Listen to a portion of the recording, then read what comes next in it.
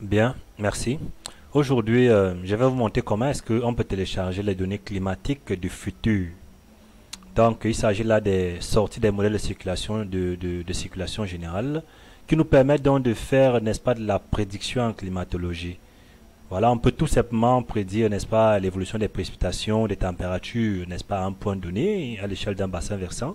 On peut également, n'est-ce pas, voilà, avoir besoin de ces prédictions pour pouvoir faire aussi de la prédiction au niveau de l'évolution de certaines ressources naturelles comme l'eau, pour ceux qui font la modélisation.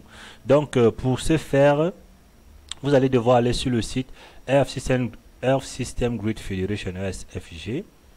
Voilà, sur Google, vous tapez, et puis vous allez voilà, on a toujours un canal d'aller vers le site. Une fois sur le site, il va falloir voilà, créer votre compte. Moi, j'ai créé le mien, je suis même dans mon compte. Ouais, voilà, ça c'est mon nom d'utilisateur. Et puis ici, au niveau de cette ligne-là, vous allez préciser, n'est-ce pas, voilà, votre continent. Parce que si vous ne précisez pas, on va vous proposer les données à l'échelle mondiale et ça ne vous sert pas parce que vous allez prendre beaucoup plus de temps pour les télécharger. Donc moi, je suis africain, je vais télécharger les données sur l'Afrique. Donc, et le code de l'Afrique, c'est AFR-44, le voici. Et puis je le fais, je vais sur Go. Voilà. Et puis, qu'est-ce qu'il y a lieu de faire maintenant? Je patiente d'abord que la fenêtre s'ouvre complètement.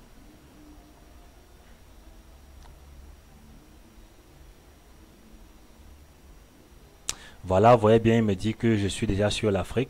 Et maintenant, je choisis le projet. Le projet, voilà, le plus en vue maintenant, c'est le projet Cordex. Je choisis le projet Cordex. Ensuite, je choisis le modèle. Moi, je vais choisir le modèle CC, CMA.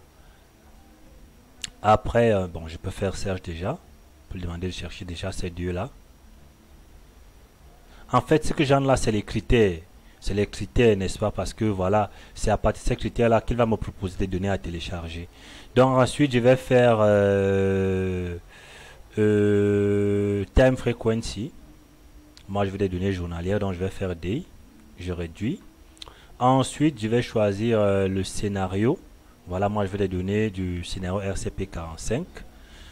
Je réduis. Si je voulais donner historique, j'aurais aussi pu cocher historical. Si je voulais donner du scénario RCP 85, j'aurais pu cocher RCP 85. Je fais search.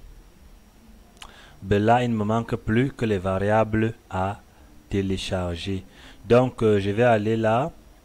Vous voyez que il y a beaucoup de variables, hein, les RLDS, les PSL, les PS, bref, il y a beaucoup de choses. Mais quand je vais préciser les variables, il va, n'est-ce pas, voilà, il va réduire voilà, son champ de recherche et me proposer les variables que j'ai sollicitées. Donc, au niveau des variables, je vais choisir précipitation PR et je vais aussi les températures maximales et minimales parce que moi je fais la modélisation. Donc, je vais prendre task max et task min. Voilà, je fais search. Donc, vous voyez que le logiciel me propose bien des données. Il me propose des précipitations du modèle CCMR sur l'Afrique et le scénario SCP 45. Il me propose également la même chose avec température maximale et voilà, température minimale aussi. Donc moi je vais les précipitations. Je vais aller dans list file. Voilà, et maintenant j'ai la possibilité donc de télécharger, n'est-ce pas, les précipitations de ce modèle, de ce scénario. Et voilà, et sur l'Afrique. Donc quand je l'ai fait, je vais aller dans HTTP Download. Et ici,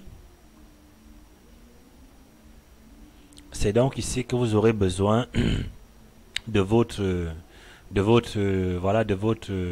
compte. Parce que quand vous créez votre compte, n'est-ce pas, on vous envoie un mail dans lequel il y a vos informations, il y a votre adresse ID, il y a, voilà, il y a des informations. Et tout à l'heure, vous allez voir quand ça va s'ouvrir, on va vous demander d'insérer votre adresse ID. Et ensuite, on va vous demander, n'est-ce pas, après l'étape de l'adresse ID, on va vous demander d'insérer votre mot de passe. Donc, c'est pourquoi quand vous créez votre compte, il faut bien mémoriser votre mot de passe. Au besoin, l'écrire quelque part. Donc, mais l'adresse ID, vous n'avez pas besoin de l'écrire. Vous ouvrez juste votre boîte mail et quand on vous la demande, vous l'insérez pour pouvoir télécharger les données. Donc voilà, ce sera tout pour ce tuto. Ça va prendre un peu de temps parce que moi j'ai pas une très bonne connexion. Donc s'il y avait une bonne connexion, je serais allé jusqu'à la fin, mais ça ne sert à rien de perdre le temps inutilement. Donc ce sera tout pour ce tuto. Si vous l'avez aimé, n'hésitez pas à liker, n'est-ce pas, à vous abonner, voilà, à faire vos commentaires si possible, et surtout à, ouais, à vous abonner, à liker et à activer la cloche de notification. Ça sera tout, merci.